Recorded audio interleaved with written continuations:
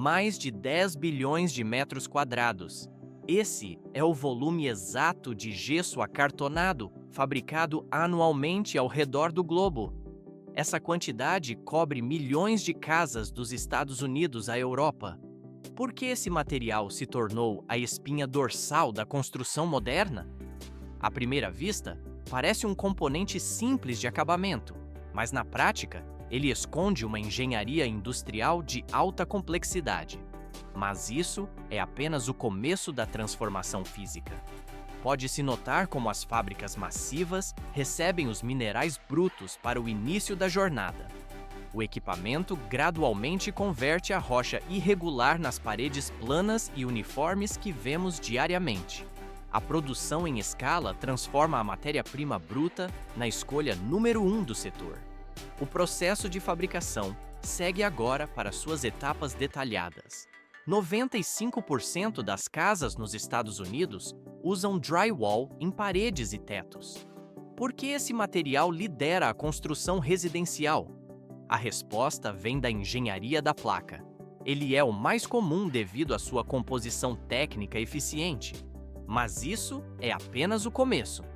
Pode-se notar o núcleo de pó de gesso triturado, prensado firmemente entre duas camadas de papel industrial. Vê-se como a mistura cria painéis leves e resistentes ao fogo. À primeira vista parece simples, mas na prática oferece isolamento acústico superior a materiais tradicionais. Uma folha de 4 por 8 pés custa entre 10 e 20 dólares. Embora custe mais que madeira ou plástico, a instalação é veloz. Observa-se a baixa manutenção necessária.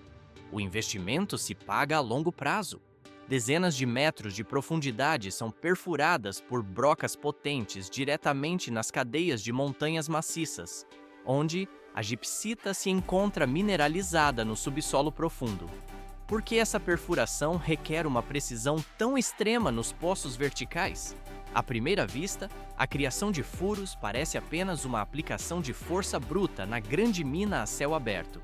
Mas, na prática, a geometria exata define o sucesso da extração.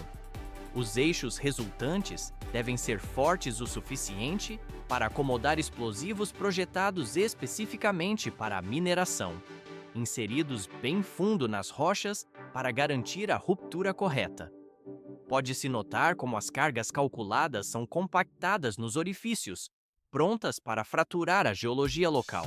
Mas isso é apenas o começo do processo de liberação do mineral.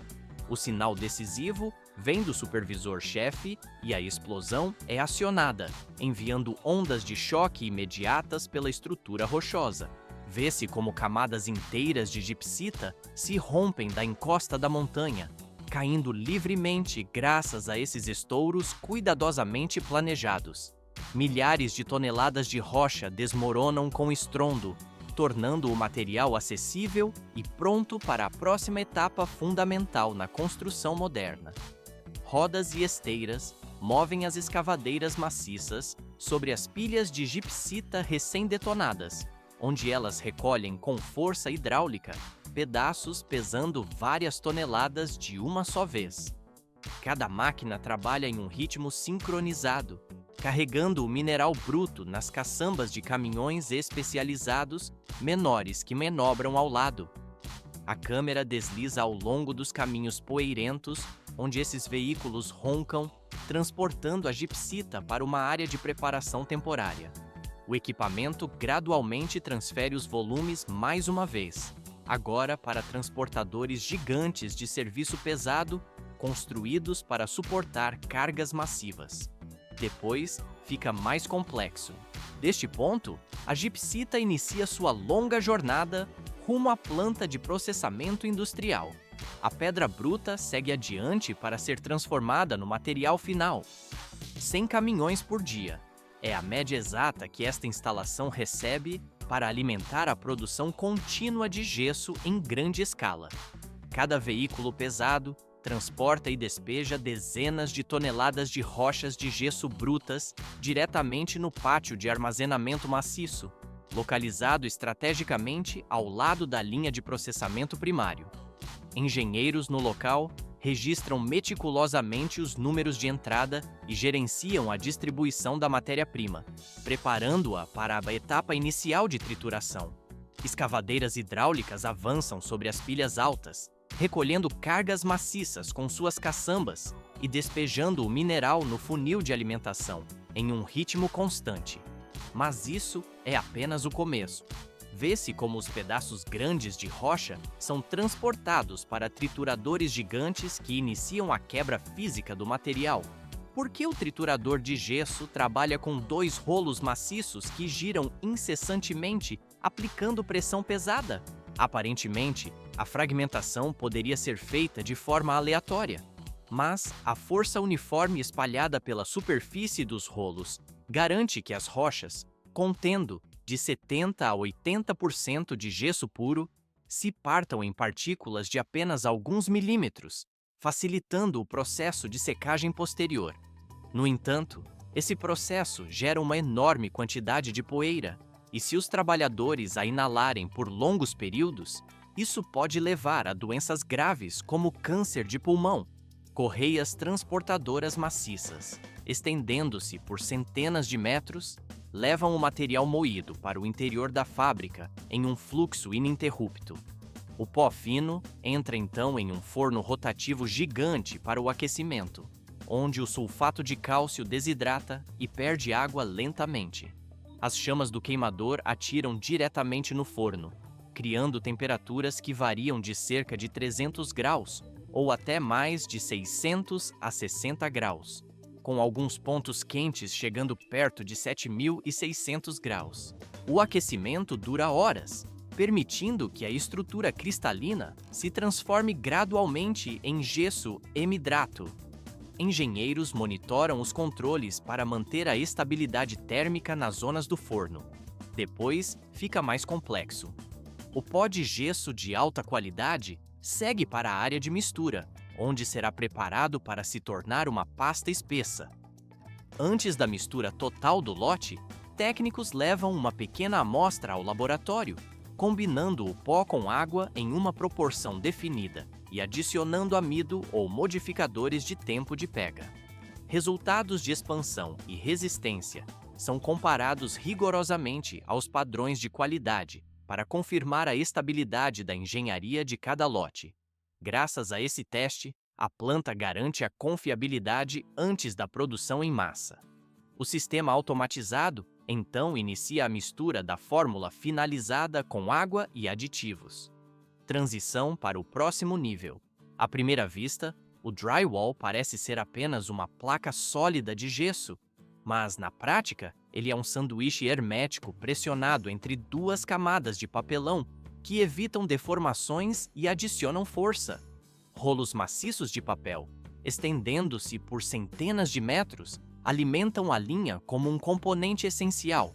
Máquinas especializadas desenrolam e alisam o papel cuidadosamente, mantendo a superfície livre de rugas sob o olhar atento dos operadores que ajustam a tensão.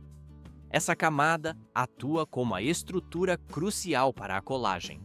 Pode-se notar como os bicos de alta velocidade pulverizam poderosamente a pasta de gesso sobre a superfície do papel achatado, formando uma camada contínua e uniforme. Logo em seguida, o sistema de rolos maciços define a espessura precisa, pressionando levemente a mistura enquanto ela avança pela esteira. A espessura de uma folha varia geralmente de 9 a 15 milímetros, dependendo do tipo de produto que a planta está fabricando, garantindo dimensões consistentes de borda a borda. Tudo só se complica.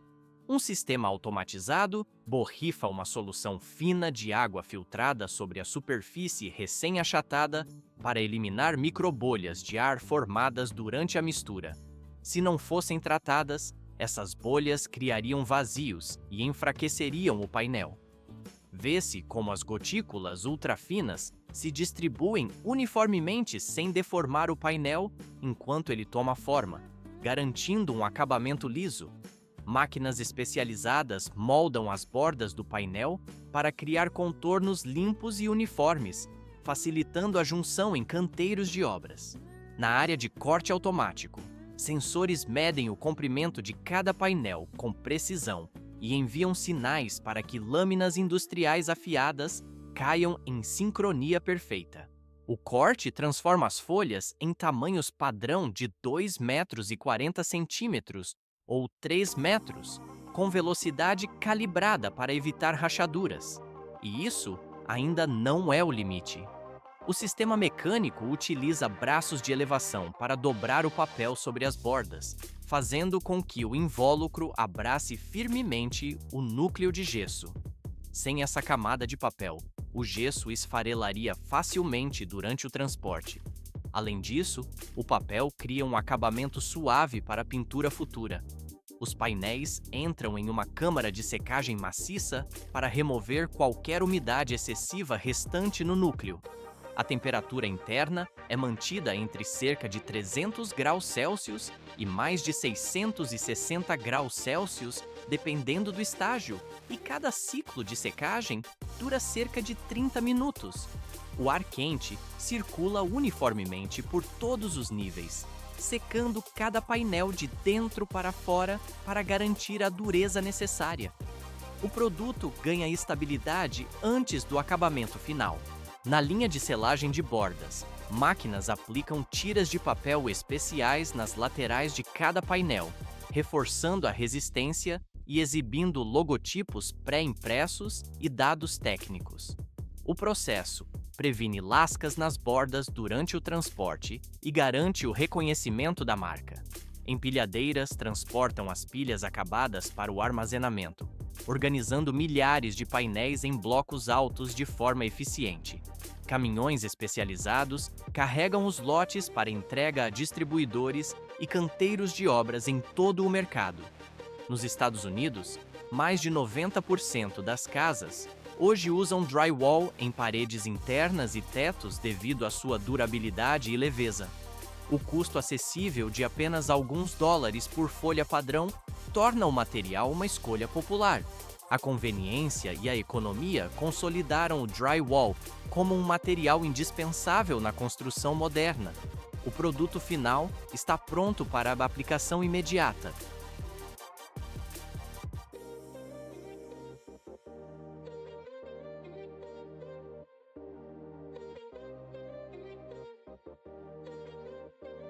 De 30 a 50 anos. Esse é o tempo exato de vida útil de uma folha de drywall em uma edificação comum. Quando uma estrutura é demolida, o material não é simplesmente descartado como entulho inútil, mas sim coletado sistematicamente. Isso permite que trabalhadores desmontem e classifiquem as placas, dando ao gesso uma nova função na construção sustentável. Por que o esforço logístico de transportar toneladas de resíduos de volta à fábrica é viável? Aparentemente, extrair gesso novo seria mais direto. No entanto, o drywall reciclado custa de 2 a 3 vezes menos que o gesso extraído de pedreiras, justificando economicamente o reaproveitamento. Dezenas de milhares de toneladas de material retornam às plantas de reciclagem todos os meses para processamento. Pode-se notar como os painéis velhos são elevados e carregados em trituradores industriais robustos. O equipamento moe as placas sólidas até reduzi-las a um pó fino e homogêneo. Mas isso é apenas o começo. Diferente do que ocorre nos Estados Unidos, a Europa desenvolveu uma tecnologia avançada que incorpora papel reciclado aos novos painéis. À primeira vista, adicionar papel parece uma medida simples, mas, na prática, isso fortalece a ligação molecular do produto e reduz a necessidade de mineração bruta. O papel provém de resíduos industriais e domésticos, passando por uma triagem cuidadosa para a remoção total de impurezas antes do uso. O material suporta ser reciclado até 10 vezes, mantendo quase a mesma qualidade técnica da primeira versão. Gesso recuperado e papel processado alimentam um sistema moderno de mistura, onde água e aditivos específicos aumentam a força de adesão. O resultado é uma pasta uniforme pronta para a conformação. E isso ainda não é o limite. Vê-se como a mistura se espalha em uma camada larga, que inicialmente se apresenta macia e instável sobre a linha. Rolos e sistemas de achatamento pressionam a massa gradualmente, removendo o excesso de ar e alisando a superfície com precisão. Lâminas automáticas ajustam a espessura milímetro a milímetro, garantindo que a folha inteira permaneça uniforme de uma ponta à outra. O processo está apenas ganhando velocidade enquanto a camada é nivelada repetidas vezes nas esteiras, tornando-se uma chapa contínua. Tiras longas de drywall entram na máquina de corte automática, onde lâminas descem com tempo preciso para dividir o material em painéis de tamanho padrão. A operação roda sem pausas, assegurando que cada peça tenha comprimento e largura idênticos. Empilhadeiras organizam os painéis finalizados em grandes fardos para o armazenamento. Máquinas de embalagem envolvem as bordas com proteção reforçada, mantendo as superfícies seguras contra danos durante o deslocamento. O produto segue para o cliente plano e intacto, pronto para reiniciar o ciclo. Duas regiões globais, das Américas à Europa, unem-se nesta jornada completa de fabricação. O gesso acartonado compõe a estrutura interna da maioria das residências modernas, mas a utilidade não para por aí. Por que o ciclo deste material é considerado tão eficiente? A resposta reside na capacidade de renovação. Ele pode ser reciclado inúmeras vezes, o que alivia significativamente a carga sobre o meio ambiente. À primeira vista, parece um produto simples, mas na prática, carrega uma longa história de tecnologia e sustentabilidade. Pode-se notar a complexidade oculta sob a superfície lisa das placas. O ciclo industrial segue seu curso natural,